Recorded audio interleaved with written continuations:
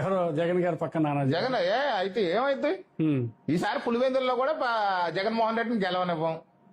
40% voting ఉన్న నాయకుడు Jaganmohan Reddy guarantee వాడికి ఎంత ఓటం కానీ. ఒరే అసలు ఎవడరా నువ్వు కానీ నీ పేరు కానీ మాకే కాదు జనాలకి కూడా నువ్వు ఎవరికో ఎవరికీ తెలియదు.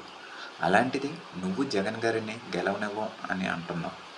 మీ మాదిరి ఈవీఎంతో గెలిచినోడు కాదు జగన్మోహన్ రెడ్డి, ప్రజలు ఓట్లు వేస్తే గెలిచాడు.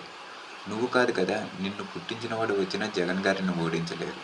ఏదో ఒకసారి ఈవీఎంతో గెలవచ్చు, అలాగని ప్రతిసారి ఈవీఎంతో తప్పుల మార్గంలో గెలవలేవు కదా.